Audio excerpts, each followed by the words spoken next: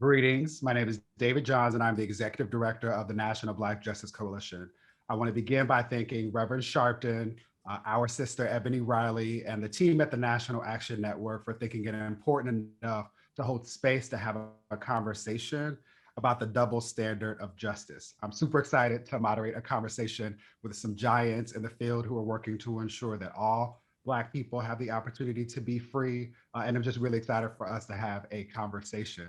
And so we're just going to jump right into it. I will introduce each of you by name and title only, and then we'll invite you to answer the following question. And it's, how do you come to this work? For people who might not have been following your leadership, I want you to invite them into your world. And then I'd also like for you to complete the following prompt. What's the best part of being young, gifted, Black, and queer, ... So why don't we start with you, Imani Rupert Gordon, who is the Executive Director of Nclr, National Center for Lesbian Rights. Thank you so much, Dave, for the introduction. And it's lovely to be on a panel with you all. And every time I am, I know that I'm in the right place. So thanks so much, everyone. So how I came to this work, I wanted to be part of creating a socially just society. And when I was young, I thought that meant something through media. I thought that meant creating characters, and when we understood that there are people that are like us but a little bit different, that it would be easier to understand difference. And when I grew up, I realized that you don't actually have to do this in this fake sort of life and like creating a world, that you can do it in the actual world that you're in. And so I originally had gone to school and I was going to become a therapist. And then I just realized that I wanted to be part of creating touching a larger group of folks, looking at larger systems in place as opposed to working with people individually and one-on-one. And so I ended up at the Broadway Youth Center, working with LGBTQ youth experiencing homelessness. And then I worked at Affinity Community Services, serving Black LGBTQ women in Chicago. And now I've been at the National Center for Lesbian Rights. And I just love this. I love this work. I love working in coalition with amazing folks. And the second question was, what's the best part of being young, queer, Black, I believe? Honestly, I would say that. Don't forget gifted, Omani. And gifted. Honestly, I would say that I would say being loved and appreciated, because I feel loved and appreciated, and I love young, gifted Black LGBTQ people. Thanks again for having me. No, of course, I love that. Thank you for that. Let's pass the mic to our sister, Kara Johnson, who is the Executive Director of the LGBTQ Task Force. Do you want me to repeat the questions, Kara? I think I got it. How I came to this work, it's so funny. I feel like I answer that question differently anytime I'm asked it. And I think social justice, my family wasn't very political, and yet they had very strong values, right? That weren't like dictated, right? Or necessarily, we want you to grow up and be ... right? But they modeled it and they reflected, what it meant to be compassionate and what it meant to be in community and what it meant to be non-judgmental and what, why it's important to be a critical thinker. So there were all of these foundational things throughout, my younger life. I think that they kind of set me on a path to do this work. I mean, I knew early that I wanted to be of the people. I mean, in a different way. I was convinced I was going to be a lawyer. I was like, I'm going to be a lawyer, and I'm going to be a lawyer for brown people and immigrants and women and poor people.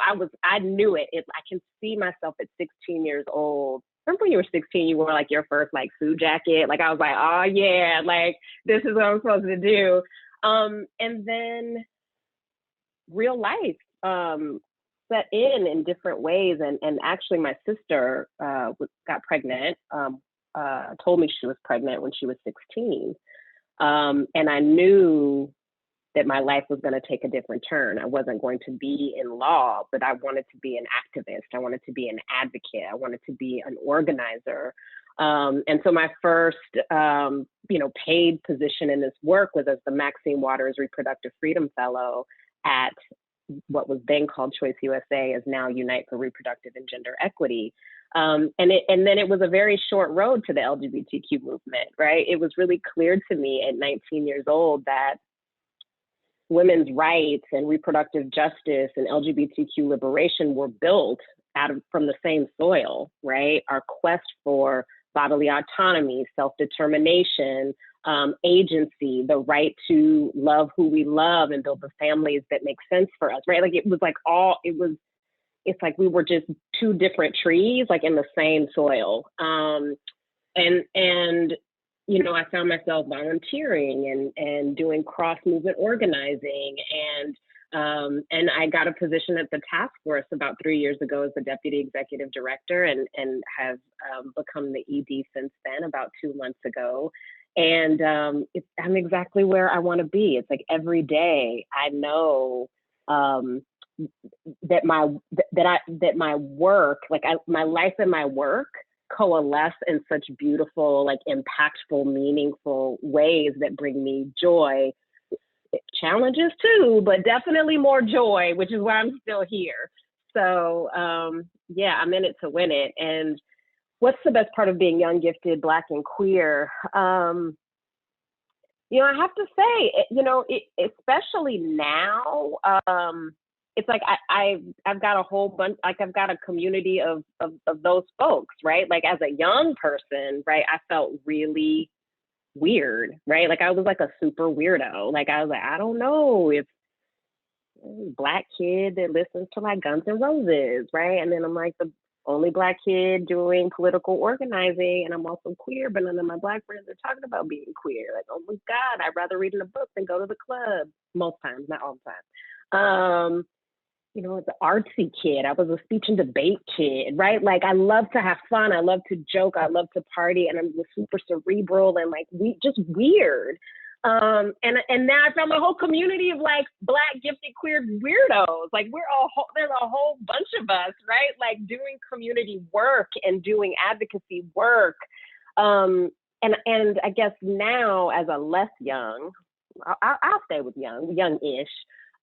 It feels really good to be occupying space and positions and power and airwaves in a way that I know other young, queer, gifted Black people have access, right, to me. And I didn't have that, right, when I was 12, 13, 15, 16. And we get to be that for a whole new generation, and that feels really good. Yeah, we're happy you're in it because we like to win and enjoy watching you in this new role. Last but certainly not least, my brother Alfonso David is the president of the Human Rights Campaign. How do you enter the work, brother, and how do you complete the prompt? What's the best part of being young, gifted, Black, and queer? Oh, I just want to say Kiara's answer just gave me so much life. So thank you for that. How did I come to this work?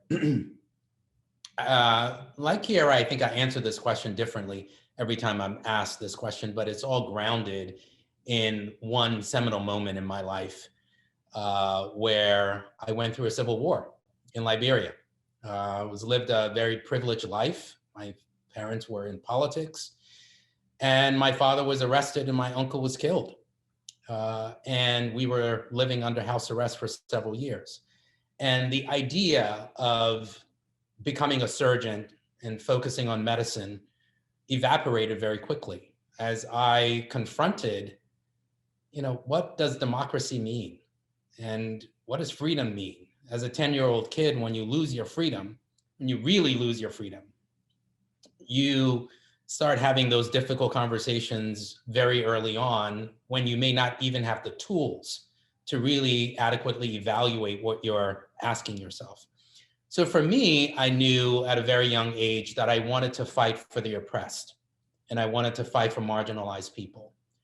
And that passion became even stronger as I went through middle school and then high school, moving to the United States, being ostracized for being, quote, African, folks looking for my tail. I appreciated at a very young age that the law has been used for such a long time to oppress people. And those who master the law are in the best positions possible to actually manipulate it so that it can actually benefit those who need it the most. And so I ended up going to law school, ended up clerking for a federal judge, working in the private sector for a number of years, running 2 different companies, and then finally went into the not-for-profit world and civil rights generally. And that was about 20 plus years ago. And the goal there for me was to really think about how I can use my skills to benefit those who are most marginalized. So I joined an organization called Lambda Legal, which is a civil rights organization. I litigated cases all around the country, everything from HIV discrimination cases to education cases to the marriage case in New York. And then I entered into government, and I spent 12 years in government. And that shift for me was important because I had spent 3 years in a not-for-profit world fighting for justice and equality, only to lose when we went up to the Court of Appeals in New York. And the court said, well, there is no fundamental right to marry the person of your choice, and certainly not for same-sex couples. So I went into government and worked at the Attorney General's office, and then worked at the governor's office, and had the privilege of working on a variety of pieces of legislation and policy, from the marriage equality law in New York to drafting regulations to protect transgender people. And that was such a rewarding experience. I did not think I would come back to the not-for-profit space, but HRC called, and the offer was too good to deny, because at the moment that I considered it, we were in the midst of the Trump administration. And LGBTQ people are under assault. We still are, but we certainly were from the White House. And I took the job in part because I see that we have an opportunity to transform the landscape in our lives, that we have an opportunity to leave this place much better than we found it for LGBTQ people. And I believe that taking this role at the Human Rights Campaign allows me to play a part in advancing this trajectory for our community writ large. For me, the best part of being young, I'm not sure how much young I am anymore, but young, gifted, Black, and queer, is being able to see that vision of the future that I know is going to change, but being able to see it now. Being able to appreciate the resilience and the beauty of our community, a community that has been oppressed for so long, and every single time we rise, seeing how we breaking down silos, see how we break down stereotypes in our own communities, is, for me, one of the best parts of being young, gifted, Black, and queer, and seeing young leaders that are not saddled with some of the struggles that we were saddled with when we were young people. And for me, that's just beautiful.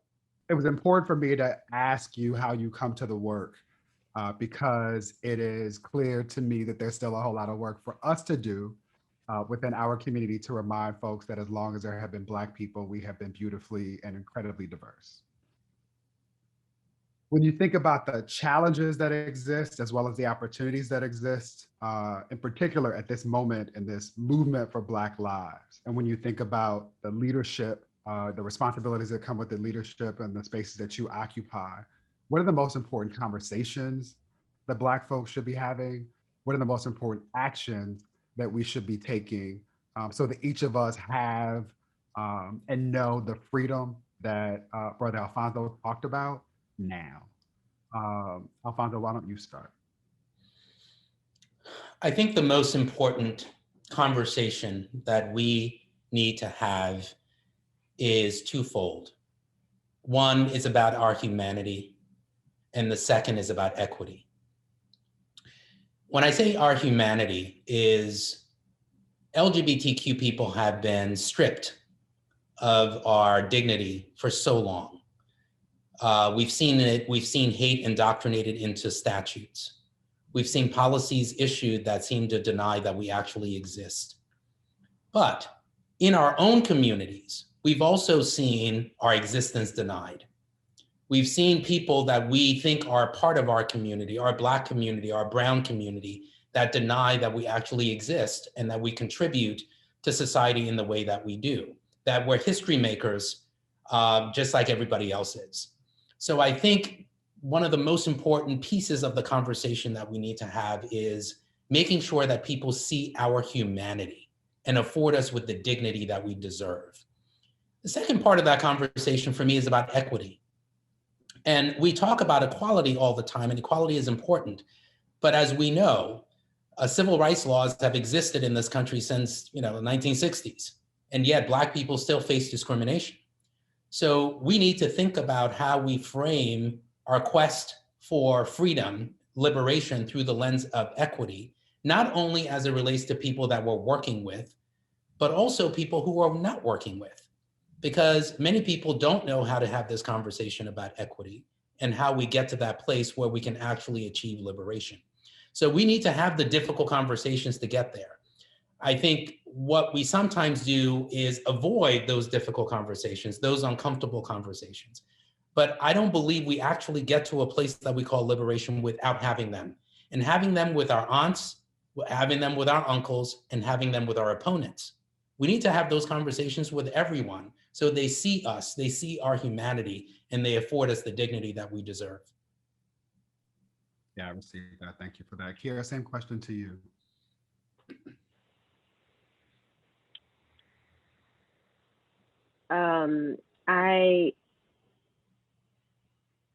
One of the things I find myself talking about a lot, and I feel really passionate about it, is that we've got to figure out how we evolve, right, as individuals and as families and as communities, and allow other people to evolve, right?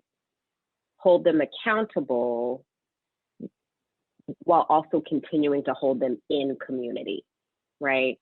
We've heard this, it's almost become a buzz phrase, right? Cancel culture, right? And I know that means a lot of different things to a lot of different people. And what I feel passionately about is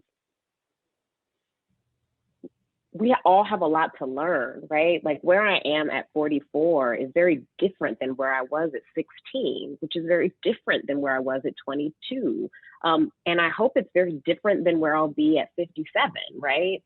And there are things that I felt and I experienced and I, thought. When I look back, I'm like, wow, 18-year-old Kiera, boo-boo, wow. Ooh, wow, I'm glad there wasn't Twitter and glad there weren't smartphones, homie, because wow. And so we do live in an age of smartphones, and we do live in an age that is connected and we connect fast. We are in an age of Twitter and speaking to each other in sound bites, right? And that's not how evolution happens, right? That's not how our quest for freedom is going to happen. It's not going to be talking through Twitter, right? In sound bites. It is a part of the path, right? But as Alfonso said, we have to engage in deep conversations and listen and allow ourselves the space to be open and evolve. I think about my uncle, who's in his 50s, who converted to Mormonism. I guess we call it Mormonism. Maybe I should ask him, huh? He's a Mormon.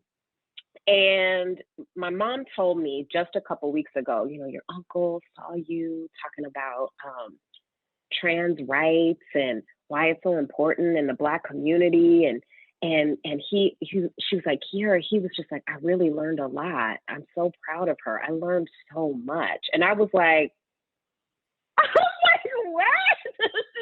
I would never have broached a conversation, right, with him about these issues. It's like, right, like with our families, we're like, okay, I got a double Dutch in and double Dutch out, right? I got a little bit of time with you. That's not where I I'm thought you were to... going, Fred. I didn't think that that's how that story was going to end. So I'm happy to know that that's where it landed. Yeah, and so I you avoid the conversations that might, get you in a place where it's going to be too much friction, right? Like, because you just want to enjoy the time and keep the peace. But, my father was 42 years older than me. And when I came out, he didn't talk to me for 3 months. By the time I got married, he was speaking at my wedding in tears, talking about, you changed my mind and you changed my heart. I was like, what? This old Black man is like a new person. And then went even further. Our relationship was such that he shared with me, and it was hard for him to share with me about the homophobia that he perpetuated, particularly as a younger person in the military. He was specific. He talked to me about specifics and was in tears and was so embarrassed, you know what I mean? But wanted to share like where he's come. And that's not a story to say we don't hold each other accountable, right? It's not like you're absolved of the impact, right, that you have on people's lives. And people have to have the permission to evolve, right? That's who we are as a people. And I think we have to have that conversation because the threat is real. What is consistent is that we, our access to democracy is being, right, denied, and access to full agency, autonomy over our bodies is being denied as Black people, as women, as trans folks, as young people. Like, if voting didn't matter, right, they wouldn't be working so hard across these states to carve out reasons why certain people can't vote. If it didn't matter, why would someone then prevent you from doing it, right? And same around the Equality Act. I think people are like, oh well, is this really like a cutting edge issue? Like, why should I care? And I'm like, if it wasn't the expansive, visionary piece of legislation that we know it is, it would have already been passed, right? We know that it hasn't passed because it's folks who look just like us who benefit from the Equality Act and the expansion of civil rights, right? It's women who will benefit from the expansion of civil rights. It's trans folks, right, who will benefit from the expansion of civil rights. There's a reason it hasn't passed. There's a reason there is a campaign to prevent it from happening. And that's a red flag. If someone's trying to do this, you got to get your elbows out, and it means we need to be there. So yeah, evolution. We're about to go there next. We're about to go there next. Okay. Yeah. Okay. All right. I'm gonna stop. No, I'm on the pull. On the no, just don't stop. Just okay. pause. Just pause. Okay. In part because, but I want to honor and appreciate you naming that which doesn't evolve dies. Right. Like literally, that's a part of what we understand based on biology. And I also appreciate you naming the need for us to hold space for one another as each of us evolve, right? Again, acknowledge that we're incredibly diverse and the things that connects the work that we do to all of the members of NAN is this desire to ensure that each of us has the ability to do that, to get to those spaces, to have those kinds of conversations and to lean in and to listen with love. Imani, before we get into a specific conversation about the Equality Act, and we'll step back and catch people up if they're unclear about what the legislation is, what its impacts are, and some of the things that Kiera was just talking about. What's your response to that question? When you think about the leadership of Nclr, what conversations are most important for us to have and what actions are most important for us as a community of Black folks, to be specific, should be engaged in? Oh, thanks so much. Honestly, I think the most important conversation is to be about inclusivity and intersectionality. I think we don't get anywhere without that. And we have to be really careful because so often when we are looking at underrepresented communities, there seems to be a desire to take this part of an identity out. And so when we're talking about an LGBTQ community, that we're not also talking about what this is like, what an LGBTQ person's life is like when they're also a woman, when they're also a Black person, when they're also low income, when they also have a disability or live in a rural area. We're not thinking about those things together, and we have to, because Alfonso was talking about getting to liberation, and that's what we're talking about.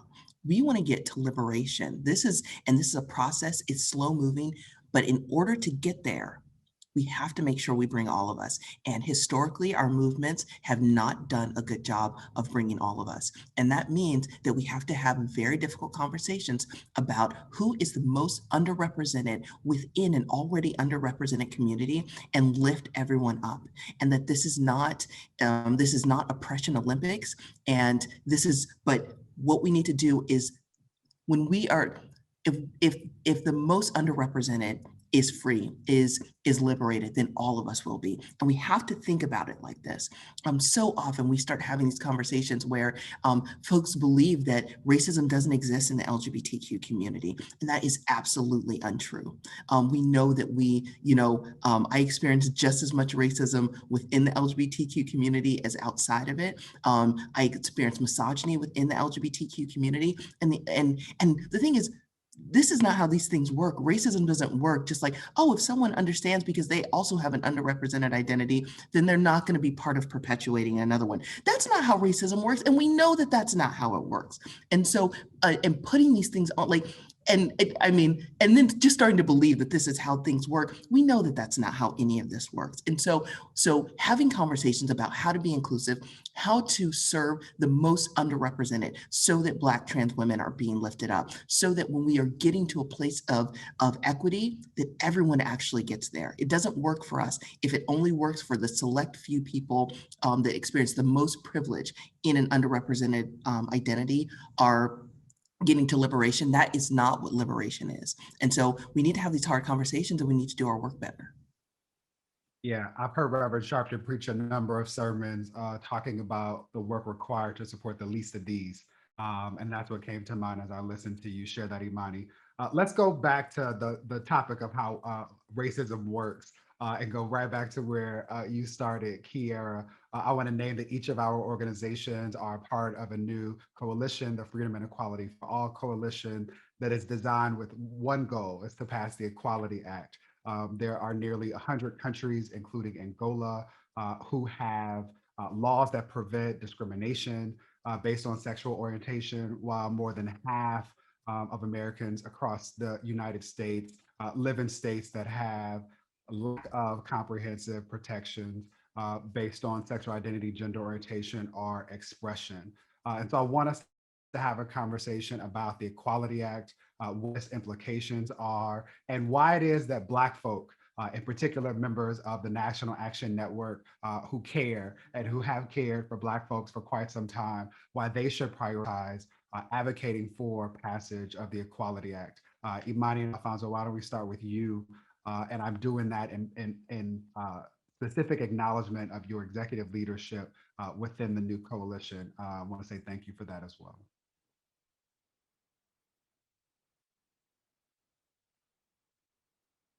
I was on mute. Thank you. So we have, as you said, David, 16 civil rights, LGBTQ, social justice organizations fighting to pass the Equality Act. So I'm going to do this like a true-false question. The Equality Act is comprehensive non-discrimination policy that would protect us from discrimination. And I'm using us specifically to illustrate this point. Does the Equality Act prohibit discrimination against Black people? Answer is yes. The question is, why should you care? If I walked into a department store today, to buy a new shirt or a new pair of jeans, I could face discrimination as a Black person, and I would have no protections under federal law. Public accommodations. If a woman faces discrimination in a place of public accommodation, she is not protected under federal law. If I, as a gay man, try to serve on a jury, I could be kicked off that jury and I would have no recourse under federal law.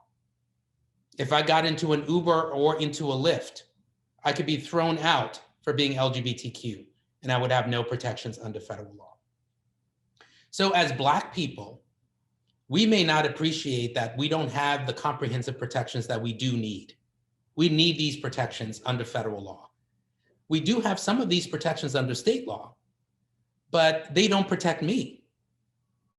And as we all know, to Amani's point, I can face discrimination as a Black man or as a gay man, and I may not even know the difference. And if someone understands that they can discriminate against me as a gay man and as a Black man, then I am exposed more than I need to be. So as Black people, we need to, hopefully all of us do, but appreciate that this journey, this walk towards justice includes all of us. And the 1964 Civil Rights Act did not include all of the places of public accommodation that we needed to include. They included certain places like pools, but they didn't include other places like barbershops. They didn't include retail stores. So the places that we visit today are not covered under the 1964 Civil Rights Act. That's why we need to be actively engaged to pass the Equality Act, to protect me as a Black man and to protect me as a gay man.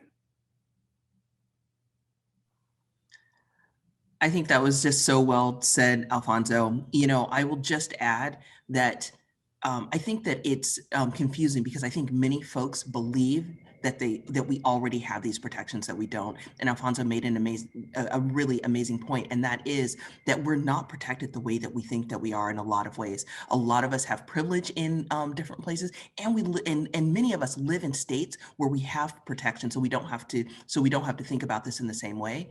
But the Equality Act would give these federal protections to people all over this country. This is a very basic issue of access and an issue of fairness. So this is why we have to do this. This is why we have to do this right now. And the other thing is that this is also not a partisan issue. This is not, over 70% of people want to pass, that believe that LGBTQ people deserve fairness, deserve rights, and deserve protections. And most people think that we already have it, and we simply don't. And this is true for Black people, people of color, for women, for LGBTQ folks. There are many ways in this country that we're still treated as second-class citizens and are not protected by the law. And that absolutely has to change. And we have an amazing opportunity to do that right now with the Equality Act. It couldn't be a better time, and it's so incredibly important.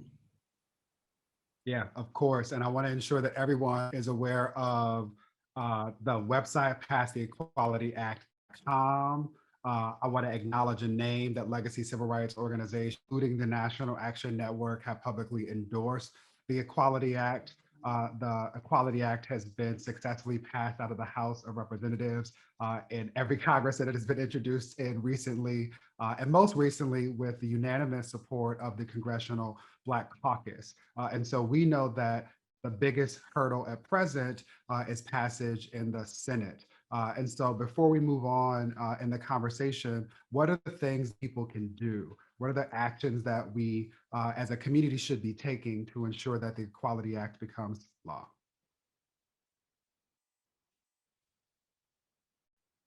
You're muted. All right.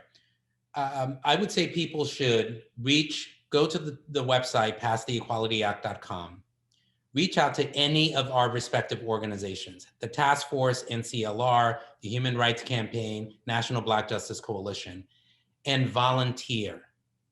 We're making phone calls. We are sending out mailers. We need to make sure that people understand that this piece of legislation is sitting in the Senate and we need support to pass it. You don't have to necessarily write a check to get involved, although that would be great. We need people to actually get engaged, to pick up the phone and say, I'm willing to help. I've worked a full day, but I'm gonna make phone calls at night, or I'm going to volunteer in some way to help us pass this law. Because if we don't pass this law, we will continue to face discrimination 2/3 of LGBTQ people experience discrimination today. So it's not some abstract principle. We're facing these challenges now. And so if you want to get involved, go to passtheequalityact.com.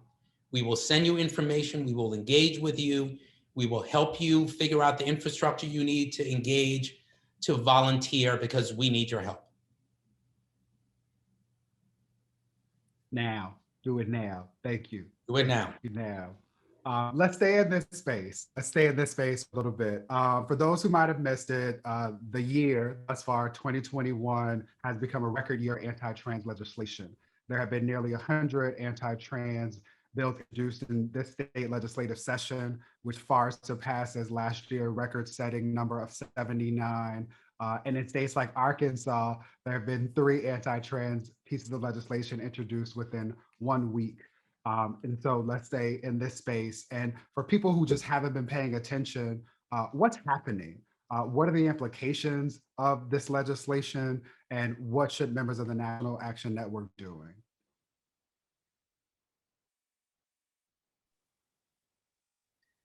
Well, I mean, this is something that's horrible that's happening, and it's mean, it's cruel, and it's horrible for trans young people, but it's also horrible for all of us. These bills make it impossible for parents to support young trans young people. It makes it impossible for physicians and healthcare providers to provide the necessary support for transgender young people, and it keeps transgender young people from playing sports, which just is horrible and cruel. That is bad for sports, and it's bad for people. We know, and I think, probably most of us on this panel have had some experience playing sports, and I know that was a really big part of my leadership and understanding how to work with a team, and that was through playing with sports teams, and taking that away from trans folks it's just cruel. It does not hurt cis people, it does not hurt cis women. That is something that we're hearing, and that's not true at all. If that were true, that was something that we would already know about. Like that is not what's happening. That's not even close to what's happening. And this is just everything that's happening in Arkansas, and all these horrible bills that are happening right now. This is the distraction. This is a distraction. There are actual concerns with women playing sports. There are actually concerns about equity, about fairness, about salaries. There are actually documented concerns, and making up something that is just hurting our young people. Young people deserve better from us. We need to do better. And this is this is absolutely horrible. And we're seeing it all across the country. Please get out and support, call your legislators. But then also in the times that this is what's happened here, we're also asking you to support mutual aid organizations that are getting money into the hands of trans people so that they're able to get the stockpile the medical by hormones and by some of the things. Honestly, this is just horrible what's happening to folks. And so we're really in a tough spot, but please get out, call your legislators, and let them know that young people deserve better. They deserve better from us, that we're failing right now. Yeah, I want to unpack three things. And yes, let me unpack 3 things, and then I'll pass it to you, Brother Alfonso. And that's once in the state of Arkansas, a piece of legislation was passed that limits the ability for trans youth to access medical care. There's another piece of legislation that literally allows doctors to turn away LGBTQIA folks, or people they imagine might be LGBTQIA folk, if they deem that they do not have a medical emergency. And there's legislation that specifically limits the ability for trans girls only to play sports, right? It's problematic on so many levels. Something that Imani said that was incredibly important is that these are solutions in search of a problem, right? For as long as there have been athletes, there have been trans athletes, and gender divisions in sports have not destroyed them, right? And so we should be clear about that. And we should also, as Black folk, be really clear that attacks against trans people are but the tip of a spear that will be used to attack us in ways that are consistent with our lived history. So I just want to make clear that for anyone who does not have the benefit of a meaningful, intimate, I didn't say romantic, intimate, possibly romantic if you're lucky, relationship with a trans person, you should understand that you should care for all of these reasons. Brother Alfonso, go for it. I just wanted to maybe state the obvious. As Black people, we know that stigma leads to violence. We've seen it for 400 years. Trans people have existed for as long as we've existed. It is not new. Anti-discrimination laws have existed in this country since the 1970s to protect LGBTQ people. Why is this all of a sudden a problem today? Let's all remember that today they come after us, tomorrow they come after you. That our quest for liberation is inextricably linked. Last year we had at least 44 transgender and gender nonconforming people killed in the United States, most of them Black and brown. This year, at least 11 transgender and gender nonconforming people have been killed. There is a direct relationship between the stigma that is created and perpetuated by these bills and the violence that we're seeing in our communities. So we need, to Amani's point, everyone's help to push back against these bills. We have more than 100 of these bills just targeting transgender people, more than we ever have in history. Why is that happening now? Ask yourselves. And how do we overcome these obstacles? We can't do that alone. We need folks at NAN. We need our entire community to engage with us. Kiera, Alfonso said stigma leads to violence. And we know that for far too long, the experiences of Black folks have been mired in trauma and toxic stress. And just yesterday, I believe, the Williams Institute at the UCLA School of Law issued findings from a study that reported that younger LGBTQ adults experience greater psychological distress and suicidal behavior than older LGBTQ adults. When you think about our beautiful babies who did not ask to be born, and the challenges they face as a result of the work that needs to be done that we've been discussing, what are the ways that Black folks could be interceding and should be intercepting things on behalf of young folks, of our children and youth? You know, to Alfonso's point, we've experienced, right?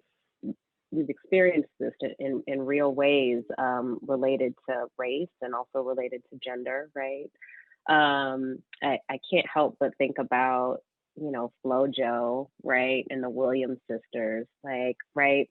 We heard the commentators, right? How they would take pot shots at their bodies, right? Questions about if they were masculine, right? And that's why they were so successful. And, you know, what these anti-trans laws do, right, is it makes it legal, right, to put our kids in harm's way, right? It makes bullying and ostracizing and discrimination a regular, normalized, appropriate, legal way to engage our young people. And like you said, the data is out there, right? Like LGBTQ kids are more likely to be depressed. They are committing suicide at higher rates. And, you know, I have 3 kids, right? And one of my kids is really, you know, grappling with, right, like what pronouns they want to use, right? Who am I, right? Like I feel a little bit of this and a little bit of that. And it matters, you know, it matters to be in an affirming space. We all know, right, what happens when we find our people, right? When we find our Black folks, when we find like the sorority that was right for us, when we find the team, that's our team, right? Like, oh my God, I'm horrible at baseball, but I rock soccer, right? And they're your people. but we also know what it means when we don't have that support.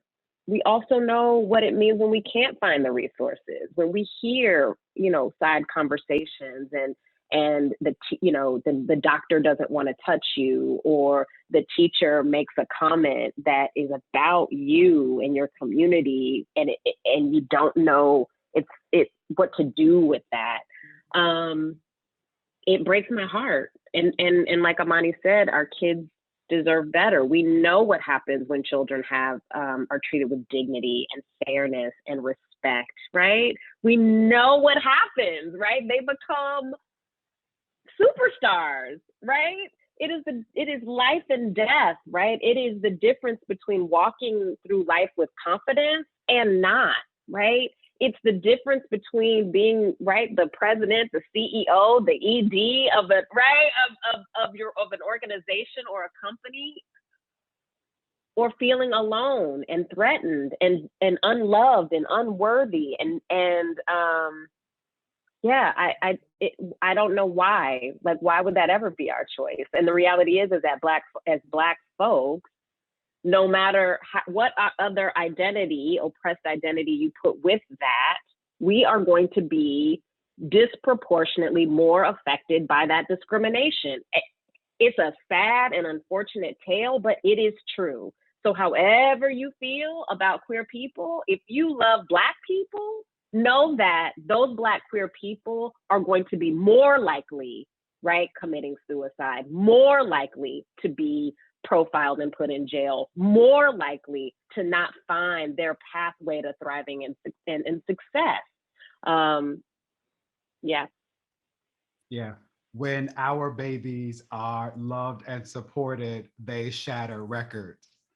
Like Montero Lamont Hill, aka Lil Nas X. They blaze trails like Zaya Wade, right? They show up in the world like each of you. And I want to name and acknowledge and celebrate our sister who leads GLSEN, Melanie Willingham Jaggers.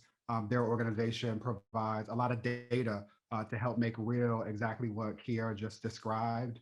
I want to remind folks that this is not, again, an exclusive LGBTQ conversation. We clearly don't lead single issue lives.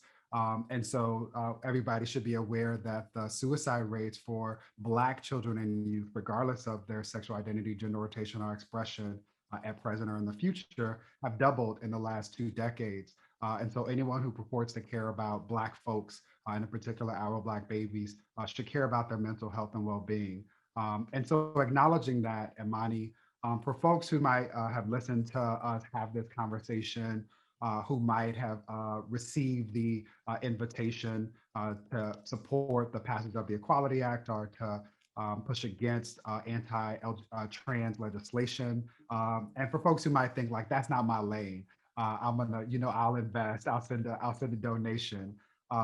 How can Black folks create space for Black, queer, trans, non-binary, intersex members of our community? What are the sort of practical, everyday things that people should consider, that members of the National Action Network should consider to chip away at or otherwise eliminate the double standard that exists within our community? So we have to remember that this has always been true for our communities. We have always been able to bring people in, and not everyone says that about our communities, but we know that that's true, that we bring folks in, that folks feel supported and respected in our communities. And remember that the LGBTQ folks are part of our community. And we need to figure out what we can do so that it makes it possible so folks want to be their authentic selves, to leave space that we don't know everything about someone and someone might be working through something, especially with young people, that they might be working through something. And if we provide a space where folks know that they can be comfortable, they know that they can be themselves, they know that they can explore and they will be loved and they will support it, then we're all going to be better for that. And then last thing I want to say is that it's important when we're thinking about policy, because I know a lot of us aren't policy people. There was a long time that I wasn't a policy person. But what we have to remember is that policy isn't, it sounds fancy and it sounds like it's difficult, but all it is making something work. You know, if we think about it, you know, we're talking of the things we're talking about, the Equality Act, the things that we're talking about. We also have to know that healthcare as a system is a public policy solution. We have to think about that policy is just a way to get answers to what we're talking about. I am a social worker by training, and I run the National Center for Lesbian Rights, which is a legal organization. Something that I tell our team all the time is that I am a person in our community, and I am a regular smart person. And if I don't understand what we're doing, then we're doing it wrong. And so when we are, the work that we're doing, it's just important that we do litigation, as we do our legislation work, as we do public policy, and as we do public education. And we have to remember that to get to equality, it hasn't only been activists and people in the streets, though that's been important. And it hasn't only been the folks that have been able to change laws and create structural change. That it has always been the work of all of us together. The people that are standing in the streets, they are standing in the streets because often they want structural change, and that change happens in the courts. And that our work is informed by activists. It's informed by people with lived experiences that know that this is what equality looks like, that this is how we get to equity, and that we always have to work in coalition with each other. And so when folks are saying, this isn't my lane, like policy isn't my lane, it doesn't have to be. You know, maybe your lane is just making it possible for someone to be who they are so that they can go out and they can be one of the people in the streets demanding change, so they can be one of the people in the courts making sure that that change happens. There's a role for all of us here. And you don't have to be a policy person to make that happen. You just have to make it possible for someone to come after you. Kiara, to Imani's point about the opportunity we have to support people in being who they are, you mentioned earlier supporting and loving a young person who is working through the pronouns that feel most comfortable to them. For the regular smart people who don't understand why they might need to respect someone's pronoun, can you say a bit about that and why it's important? Yeah, we are, we're evolving as human beings, right? Like talking about, I'm a very different person at 16, or I'm not 16, at 44 than I was at 16. And most of us are very different, have different ways of walking in the world and dreams for who they want to be in the world. And that starts as kids, right? And it is critical. It's critical for young people to have affirmation and support and unconditional love as they're working through, right, the trials and tribulations of youthhood, right? And that includes, right, a gender identity or a gender expression. I remember when my kid was in preschool, and my partner at the time, she was like, "You're gonna let him go to school with his nails painted?" And I was like, "Yeah." And hello. And she was like, "Well, what if he gets made fun of?" I was like, "He's got lesbians as parents. He's Black. He very well may be. And if he comes back and says, I don't want to do this anymore, we're going to say, okay, let's talk about your experience with us, right? And when he comes back and says, everybody wants to paint their nails like mine, we're going to be like, that's awesome. And we're going to get on the phone with the parents who are going to call us who have issues with that, right? That's how it's building support, right? It's showing those kids, no matter what they're experimenting with or how they're walking in their truth, the mistakes and the successes, that the love surrounding them doesn't change, right? It is always unwavering as they're walking through that. Alfonso, what do you say to our babies, to Black young folk who may at some point identify as members of the beautiful LGBTQIA+ community? What's your message to them, acknowledging all of what we've discussed and even things that we haven't contemplated in the time that we've shared together today? For our young people, I would say, remember to do one thing. Look in the mirror. Look in that mirror and see a friend. there is so much that comes at Black people and LGBTQ people that tell us that we're less than. And you can never forget your capacity. You can never forget your value and your dignity. And all you need to do, if you think that you may not fit into this box that we're calling, you know, the kings, the queens, the princes of the world, look at our history. Look at our history, right? Look at James Baldwin. Yeah. Look at our history. Look at Audre Lorde. So for people to suggest that we're less than, and for you to believe it, we understand because we've all gone through it. But don't forget to look in that mirror and see your dignity and your value and the promise and the capacity that has yet to be tapped. Walking to a room every single time and being second guessed that you're about to steal something in a retail store, or being asked twice for something that somebody else has only asked once. We all understand that that has an impact on how we function in the world. But don't allow that experience to steal your passion and your power, because our capacity is untapped. And for any young person who thinks that they're less than, I say, look at this group. I say, look at our history and look in the mirror. We're going to end things right there in terms of the formal discussion. I got 3 rapid fire questions to land this plane. And I'm going to start with you, Sister Kiera. So my one regret in this moment is that we're unable to have this conversation in person, in part because of the other activities planned around the plenary. And so in the spirit of celebrating the Black church, my 3 questions to each of you are, what is your favorite gospel song? What is your favorite scripture? And how can people follow you or otherwise support the work? We'll start with you, Kiera.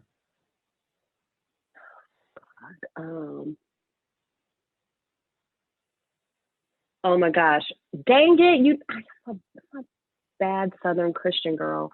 Okay, my favorite gospel. I'm like I used to sing in the dang gospel choir Umoja in school, and I can't even think of.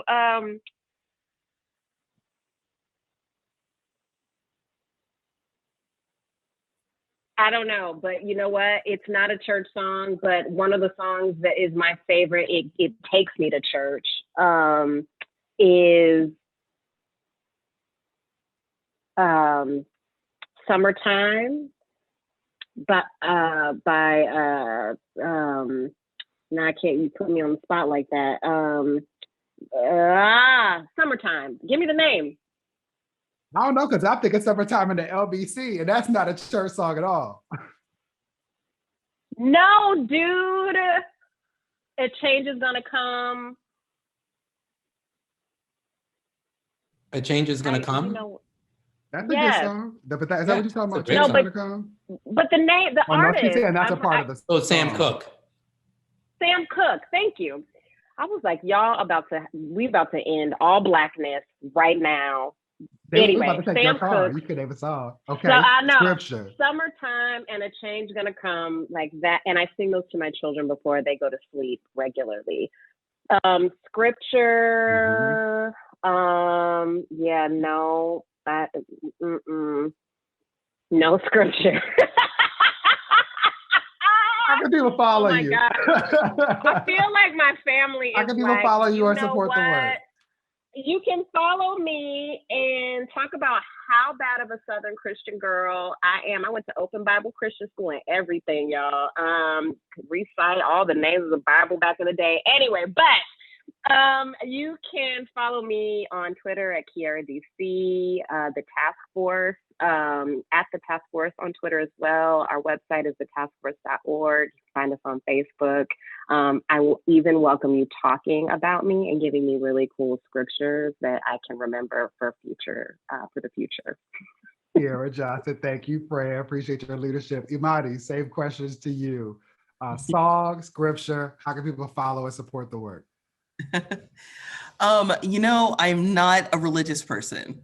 So I would say, for song, I remember growing up on Sunday mornings, there's gospel in our house, but what would stand out to me and what family was for me is on Sunday mornings, we would play Stevie Wonder. And so Songs in the Key of Life is probably my favorite album of all time. That's heaven sent. See, you good.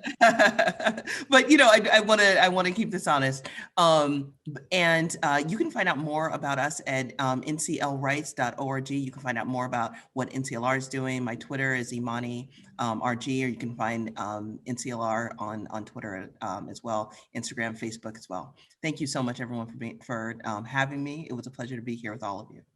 Thank you, Imani, Rupert, Gordon, Alfonso, David. Last, certainly not least, song, scripture, how can people follow and support? So my favorite gospel song is All Is Well With My Soul. It's everything to me. It's what we played when my father passed away. But the counter to that for me is Aretha Franklin's Amazing Grace, the entire album. It's a live album. It's incredible. And when I need inspiration, I listen to it very loud. So Amazing Grace. In terms of scripture or Bible verses, I grew up in the Baptist church and the Methodist church. My parents fought all the time. Which church are we going to go to? Depending on who won. My father won most of the time, so we went to a Methodist church. But Psalm 23rd, I would say, is the one that I remember. And you can find me on Facebook, Instagram, Twitter, all of them at Alfonso David, ALPHONSO David. You can also go to hrc.org and get all of the information we've been talking about. Resources are available for folks who are interested in supporting the work and supporting all of our organizations in the work that we do. Awesome. I appreciate you. In case you missed it, my name is David Johns, and I have the pleasure of quarterbacking the team at the National Black Justice Coalition. Especially thankful for the leadership of Reverend Sharpton, Ebony Riley, and the team at NAN for trusting me to moderate this conversation. The song that I hold on to is Daryl Coley's Holy is the Lamb. And I also spend a lot of time now playing Tamala Mann's Take Me to the King. She just sings anything she sings. And I should have, I was thinking about the scripture, but a sermon I keep going back to is Dr. King's But If Not sermon. I've listened to him give it at least 4 times in the last month. And I encourage everybody to support and find out more about our work at NBJC on the Move across platforms. And if nothing else, my hope is that you will all find a way to call your senator and ensure that they pass the Equality Act. That is one critically important step that we can all take to ensure that every member of our community, we're talking about Black folks who look like us, who come from the communities that have conspired for each of our successes, so that each of us can be free now. Thank you for tuning in. We look forward to finding ways to get into good trouble with each of you.